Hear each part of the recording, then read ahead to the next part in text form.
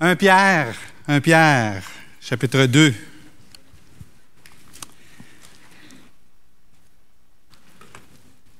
Est-ce que tu as...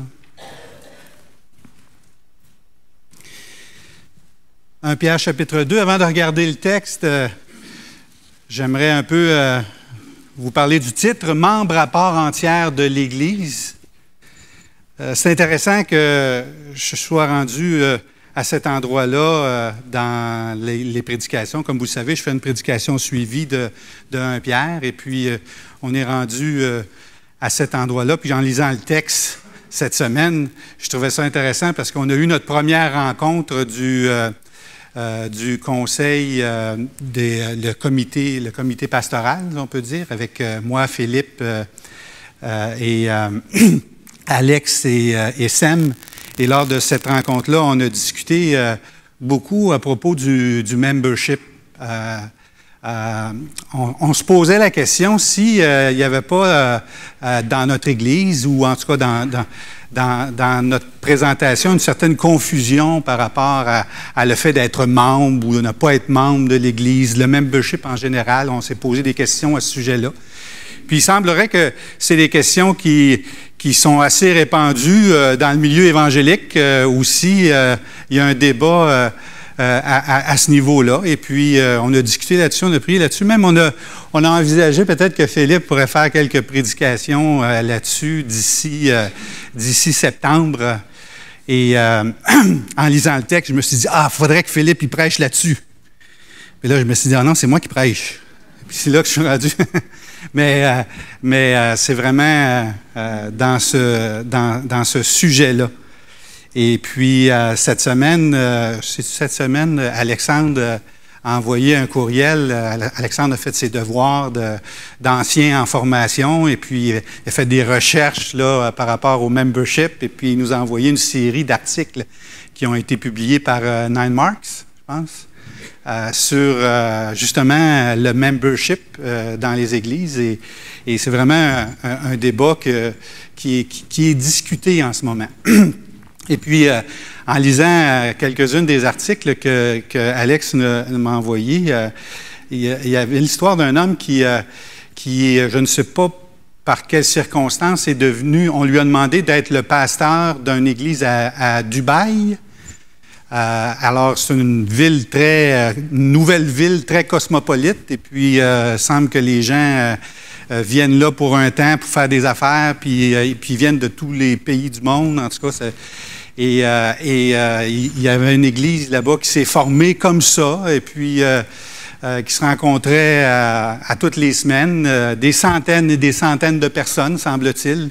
Alors, on a demandé à ce pasteur-là d'aller être le pasteur de cette église-là. Et puis, là, il est arrivé sur place, puis il a trouvé que l'église était vraiment bien, c'était vraiment friendly user, comme on peut dire. Pardon? User-friendly. Convivial, ça? Excusez mon... merci pour la traduction. Alors, il y avait des tables, on servait le café, beaucoup de discussions, peu de doctrine, peu d'enseignement, ou dans des petits groupes, on discute, on parle, on essaie d'être le plus convivial possible. Et puis, il dit, j'ai trouvé ça vraiment intéressant. Il dit, à un moment donné, moi, je me suis posé la question, moi, je suis le pasteur de qui, là, ici, là? C'est qui le membre? Alors, là, parce qu'il n'y avait pas de membre.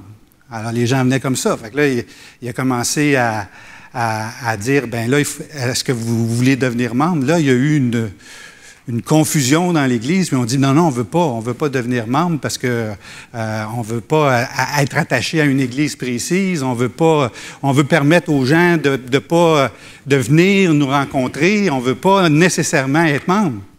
Et puis, là, il est allé dans des petits groupes, puis là, il y avait un ancien qui était en train d'enseigner, puis tout à coup, il est en train d'enseigner des fausses doctrines. Puis là, tu peux pas lui dire, ben là, ce que tu es en train d'enseigner, c'est des fausses doctrines, parce qu'il n'est pas membre. Puis bon, si ça ne fait pas, lui, il s'en va, tu sais.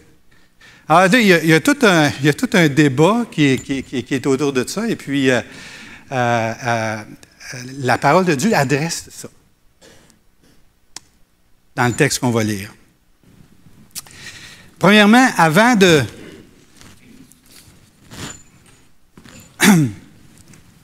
d'aller lire le texte, on va juste faire un rappel, un survol rapide là, de quelques questions qu'on doit se poser pour bien comprendre le texte. Premièrement, c'est qui sont les destinataires? À qui est-ce que Pierre envoie la lettre? Si vous prenez vos Bibles dans 1 Pierre, au chapitre 1, verset 1, Pierre, apôtre de Jésus-Christ, aux élus qui sont étrangers dans la dispersion, au Pont, en Galatie, en Cappadoce, en Asie, en Bithynie. C'est toute une seule région au nord de l'Asie mineure, qui aujourd'hui, c'est un peu la Turquie, en haut de la Turquie. C'est toute une région. Fait que Pierre, il écrit pas comme Jean à tous les chrétiens, là. Il écrit à un groupe de chrétiens spécifiques dans un endroit spécifique dans l'Empire romain, aux églises locales qui sont dans cet empire-là. Alors, l'épître n'est pas destinée à tout le monde, c'est pas une épître universelle, c'est vraiment destiné à des gens précis qui sont dans cet endroit-là. On ne connaît pas vraiment le lien que Pierre avait avec ces gens-là. On ne sait pas exactement c'est quoi qui fait en sorte qu'il a écrit à ces gens-là plutôt qu'à d'autres. Probablement qu'il y avait un besoin précis dans cette région-là.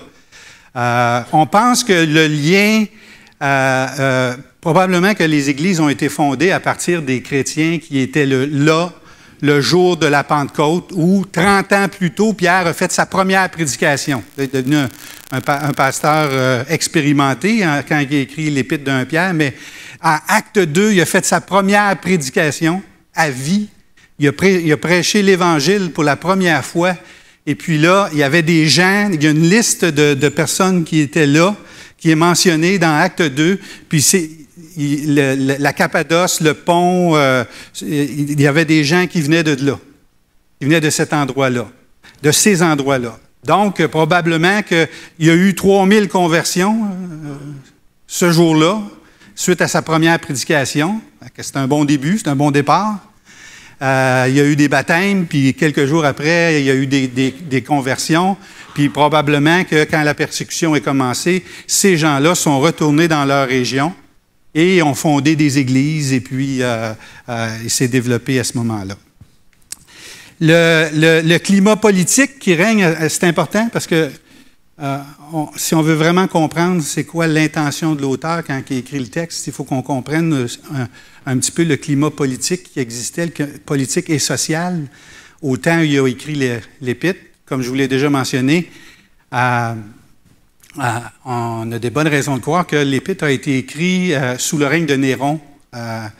Et quand la persécution a commencé sous le règne de Néron, suite à l'incendie qu'il y a eu à Rome, où tout à coup, on a choisi de prendre les chrétiens ou de rendre les chrétiens coupables d'avoir créé l'incendie. Et puis, il y avait toutes sortes de cruautés qui se faisaient vis-à-vis les chrétiens, tous ceux qui se disaient chrétiens. En fait, ce qu'on faisait, c'est que quand on rencontrait quelqu'un puis qu'on soupçonnait que c'était un chrétien, on faisait une rencontre publique, on faisait ça publiquement.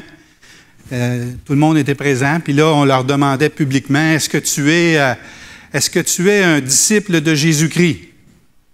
Et puis, si tu dis oui, c'est ta fête.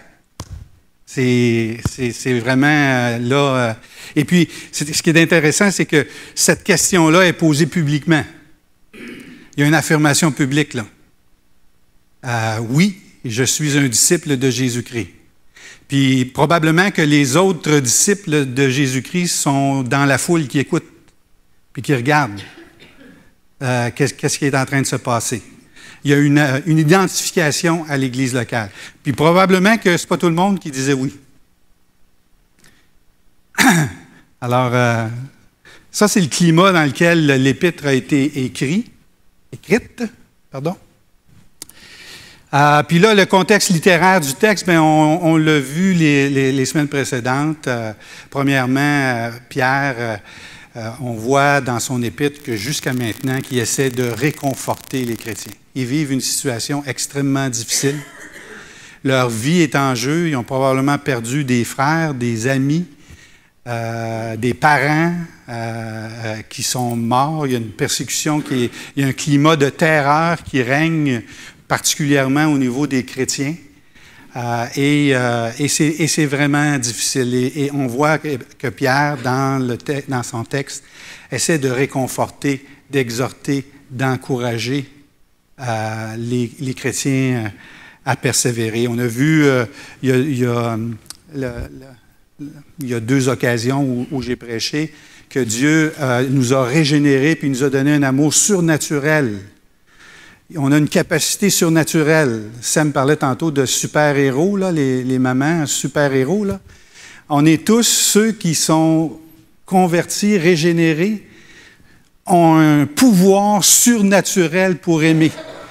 Puis, à cause de ça, Pierre, il encourage les gens de s'aimer jusqu'à l'épuisement.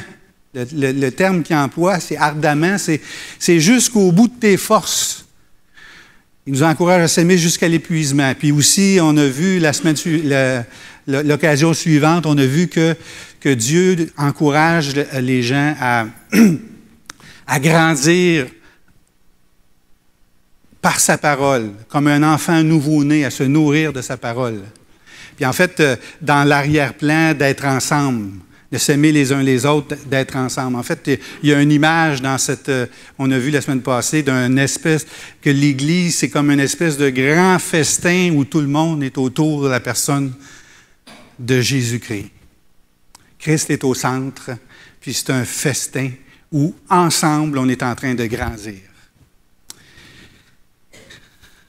Maintenant, à partir du verset 4.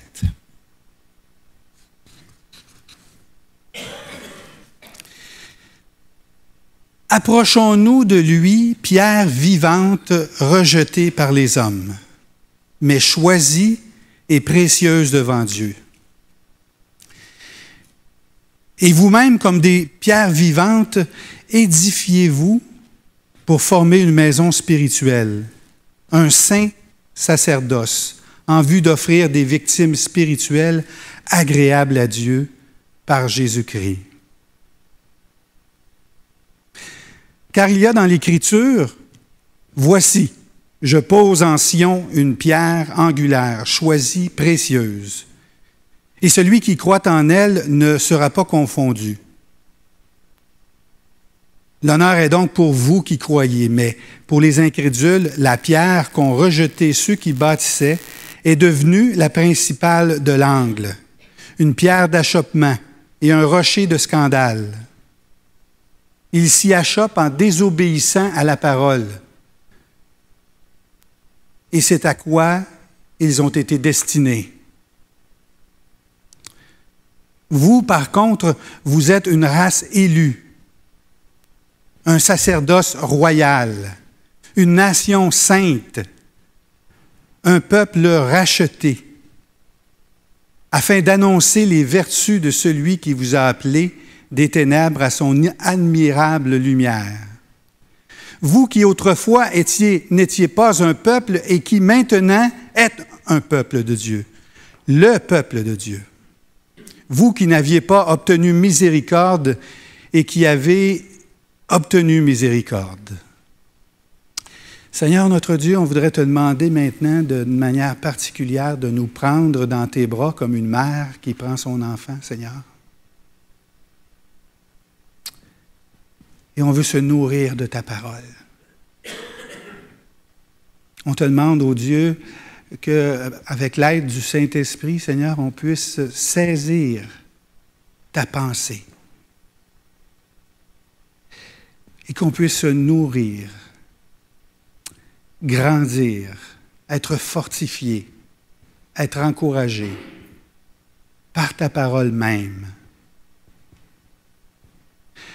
On te demande, Seigneur, que ce matin, tu nous donnes cette grâce d'être satisfait. D'être pleinement satisfait de ce que tu nous dis. D'être rassasié.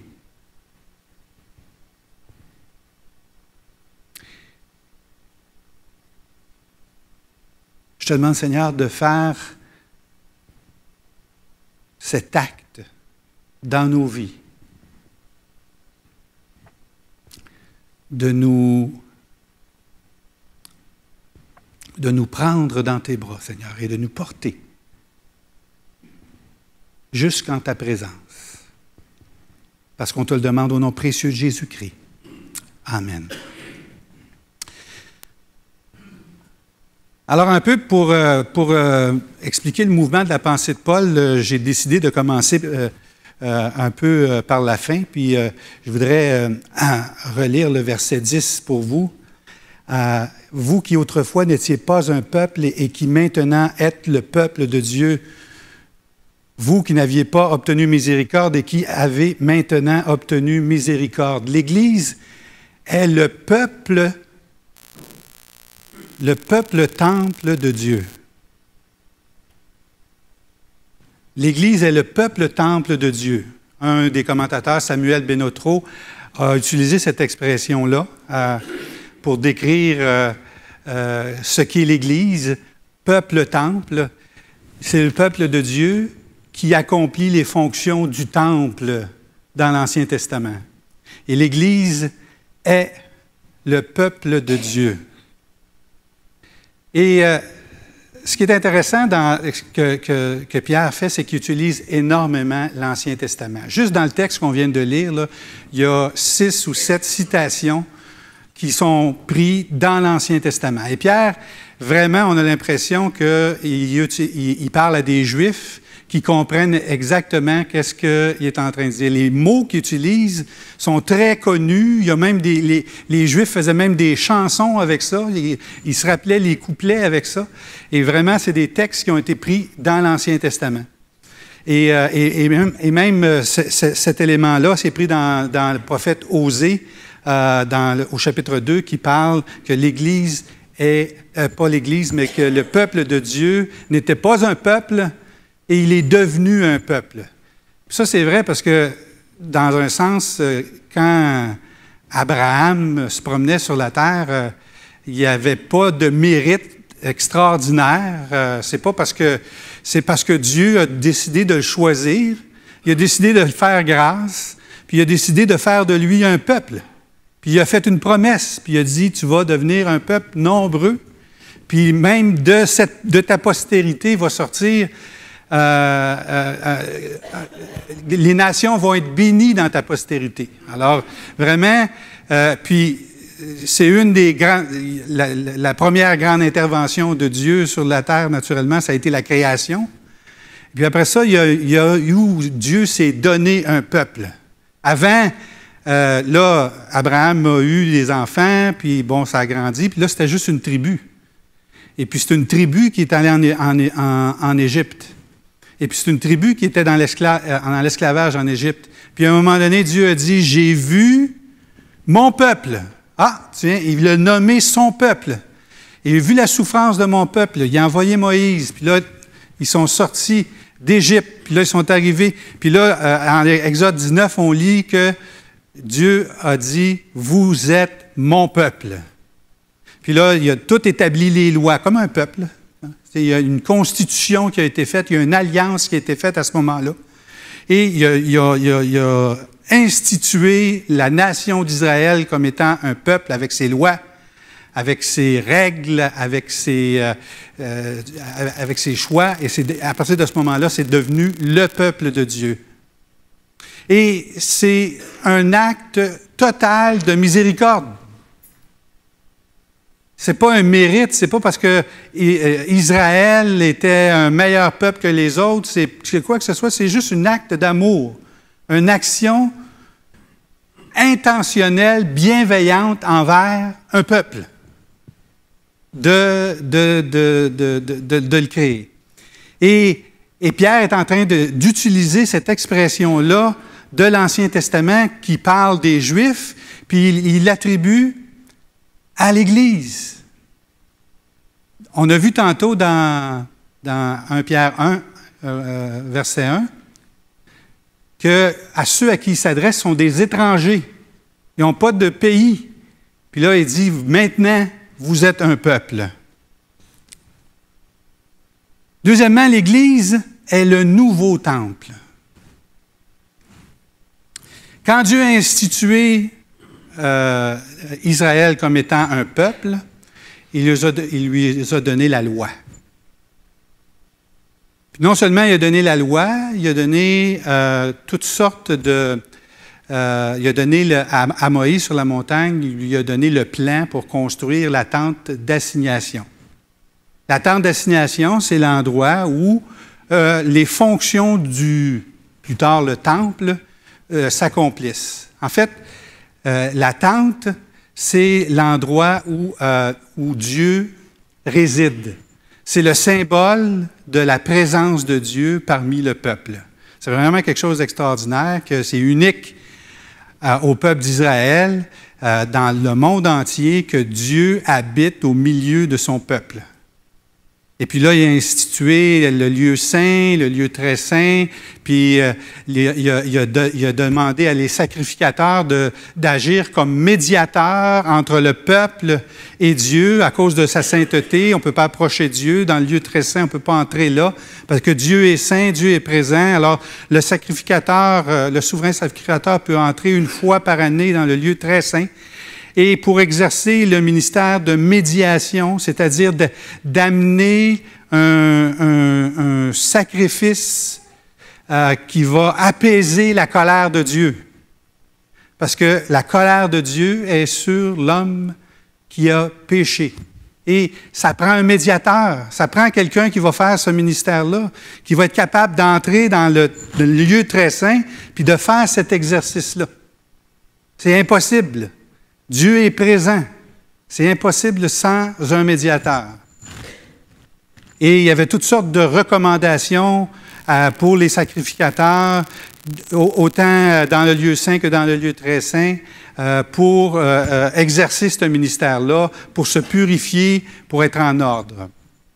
Et ce que Pierre est en train de dire ici, c'est que Jésus-Christ, maintenant, est ce sacrificateur. Parfait. Jésus-Christ fait ce ministère-là. Et non seulement il accomplit ce ministère-là de médiateur, mais il est en même temps le sacrifice.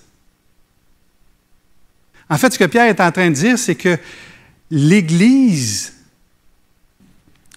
c'est l'exercice du ministère du temple, où Jésus-Christ est le sacrificateur et le sacrifice en même temps, et qui agit comme médiateur entre nous et Dieu, et qui agit comme un ministère de réconciliation. L'Église est le nouveau temple. C'est intéressant parce que, historiquement, il y a des commentateurs qui disent que l'Épître a été écrit en 65 et d'autres qui disent qu'elle a été écrit plus tard, en 80, en 90.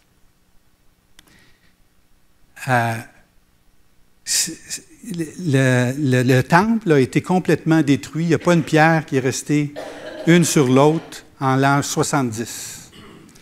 C'est intéressant l'impact que ces paroles ont dans un contexte où, même s'il n'est pas détruit, même si le temple n'est pas détruit, quand Pierre il parle de le nouveau temple, s'il est détruit, c'est vraiment impressionnant parce que là, c'est gros le temple dans le monde.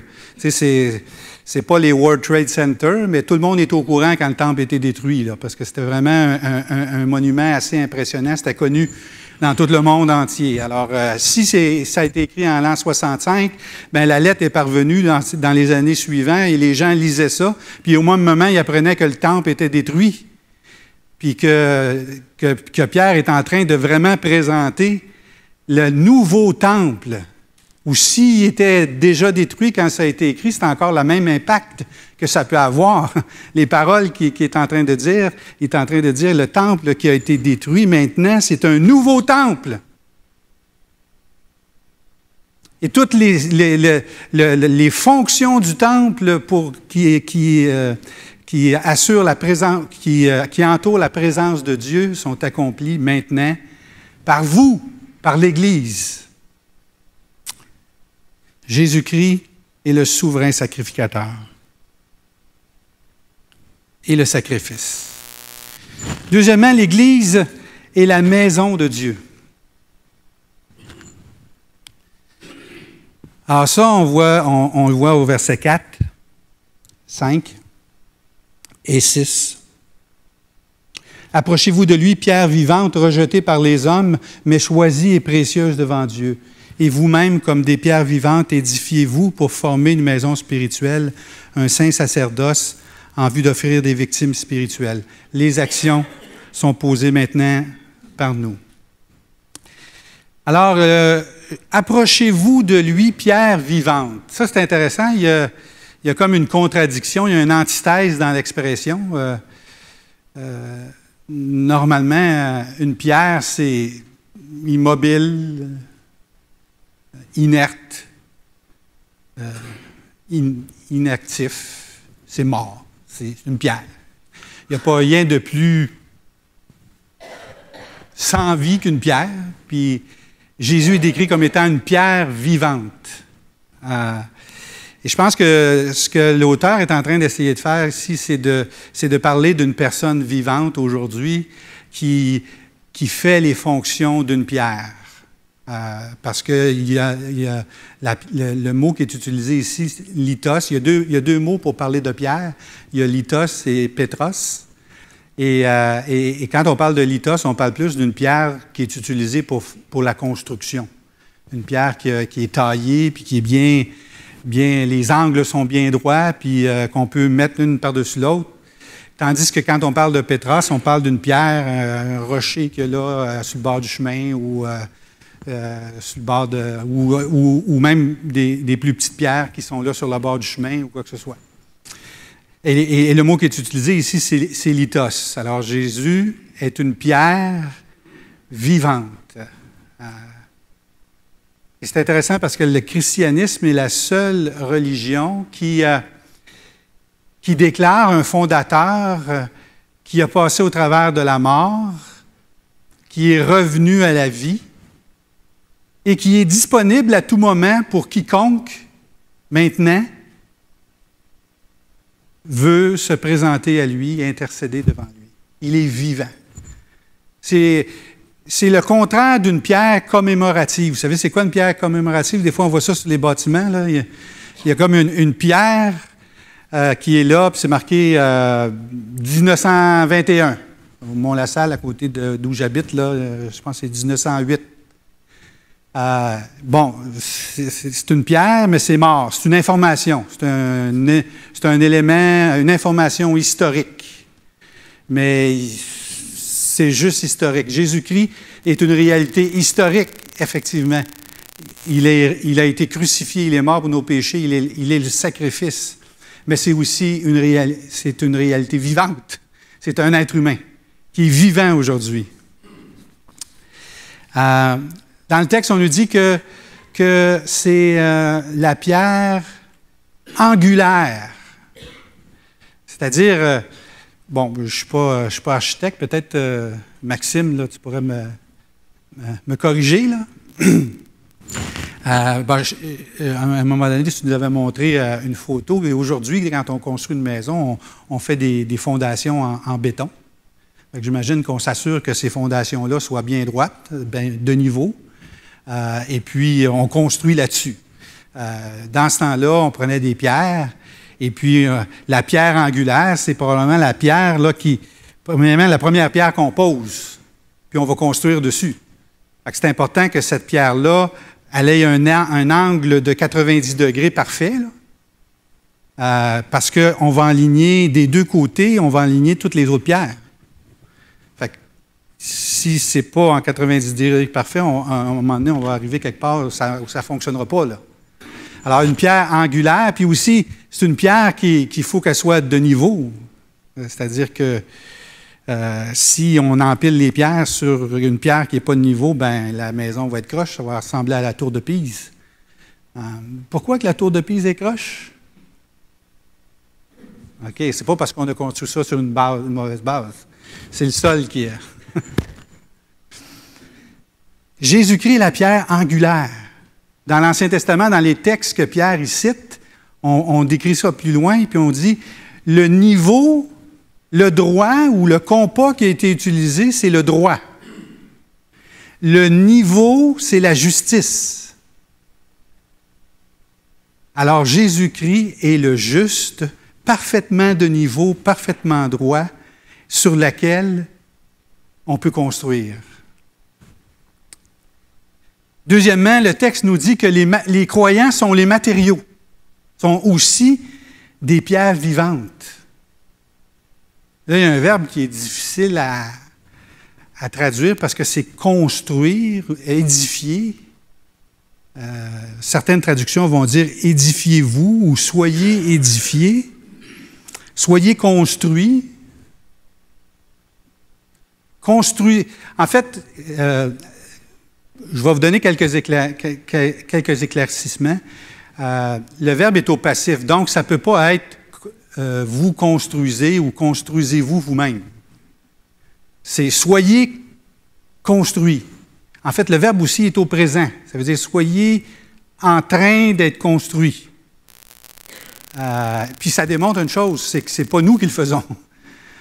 C'est que c'est à quelque part, il faut voir dans le texte que c'est Dieu qui est en train de nous construire, de nous placer les uns à côté des autres, de nous disposer dans l'édifice.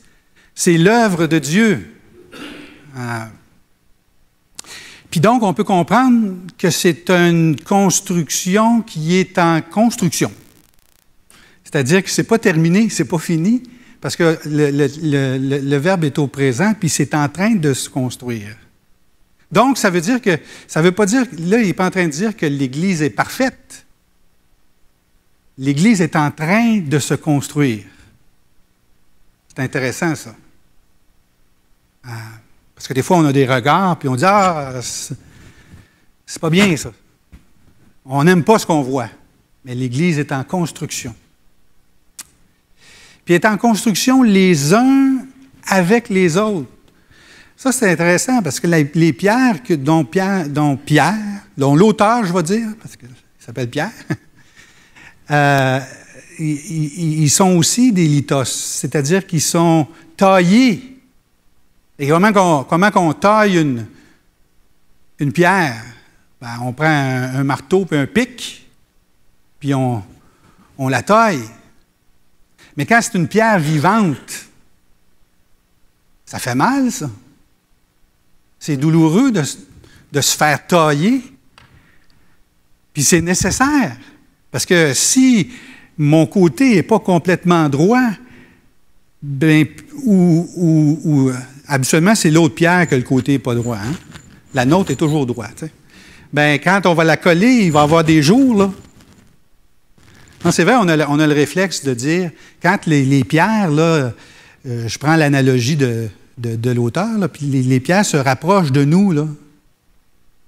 Puis ça nous fait mal, là, parce qu'eux autres, on a vraiment l'impression que c'est eux autres qui ne sont pas corrects, là. Parce qu'eux autres sont tout croches puis qui viennent nous rentrer dedans, là. Puis là, on prie, Dieu, Seigneur, taille-les comme il faut, là, pour pas que ça me fasse mal, là. Mais c'est jamais nous autres. Dieu est en train de construire son Église et les croyants sont les matériaux. Un autre élément qui ressort du texte, c'est que c'est Dieu qui est le bâtisseur. C'est Dieu qui bâtit. Encore une fois, au verset 4, « Approchez-vous de lui, pierre vivante, rejetée par les hommes, mais choisie et précieuse devant Dieu. » Comme on vient de voir, l'œuvre de Dieu est en construction. Maintenant, l'auteur soulève un autre élément qui fait référence à Jésus-Christ, à l'importance qu'il prend dans la construction. En fait, sans Jésus-Christ, il n'y en a pas de construction. Car il y a dans l'Écriture, « Voici, je pose en Sion une pierre angulaire choisie et précieuse, et celui qui croit en elle ne sera point confondu. »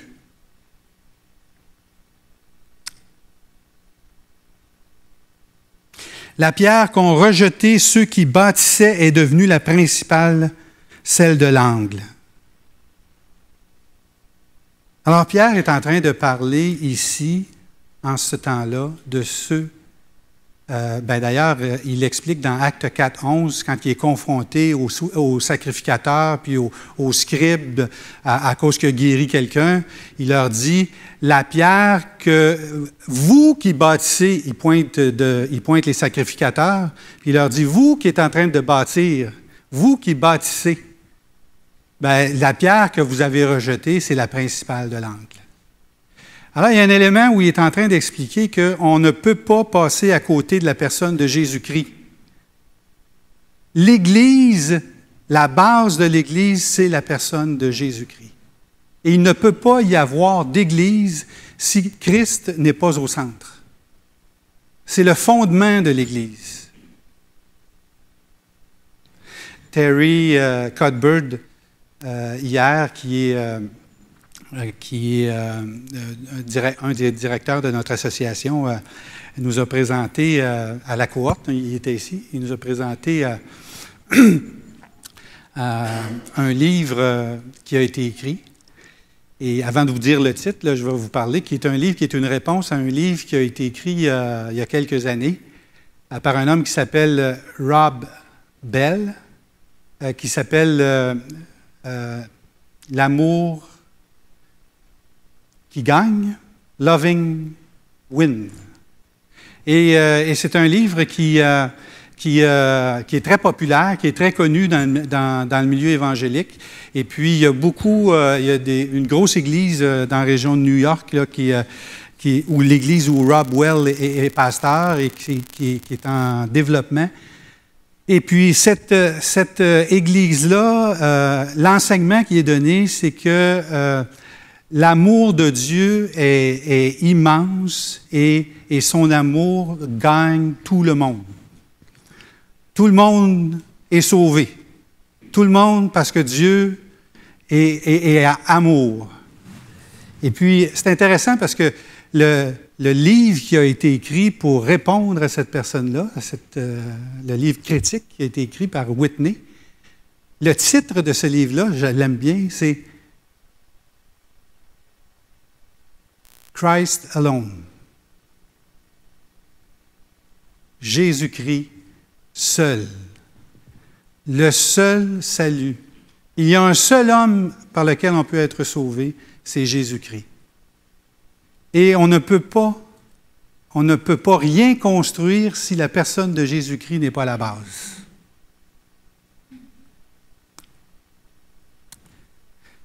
Alors, en terminant, peut-être je vous inviterai à venir chanter Sanctuaire tantôt. En terminant, j'aimerais dire que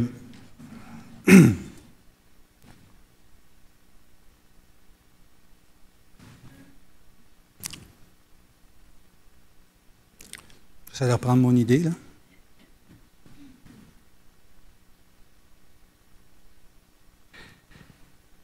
On ne peut rien construire sans que ça soit sur la personne de Jésus-Christ.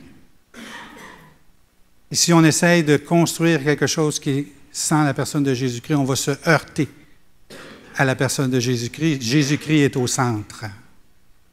Et lorsqu'on regarde la construction de Dieu, parce que la question qu'on se pose, c'est être membre à part entière de l'Église. Lorsqu'on regarde l'Église, lorsqu'on regarde la construction de l'Église qui est bâtie sur la personne de Jésus-Christ, est-ce qu'on est là? Est-ce qu'on est membre de cet édifice? Est-ce qu'on fait partie, part entière de cet édifice-là? Est-ce qu'on veut s'identifier à la personne de Jésus-Christ? Est-ce qu'on veut dire, oui, moi, je suis membre de l'Église? En fait, si tu crois que la personne de Jésus-Christ est morte pour tes péchés et que la colère de Dieu a été apaisée par son sacrifice, si tu viens à l'Église à tous les dimanches et si tu parles à tes voisins, à tes amis, si tu annonces le message de l'Évangile au travail, à tes parents, si tu choisis de démontrer publiquement ta foi en Jésus-Christ par les eaux du baptême, si tu viens régulièrement, tous les dimanches, pour chanter avec nous des cantiques qui adorent Dieu, la personne de Jésus-Christ, tu es membre publiquement de l'Église.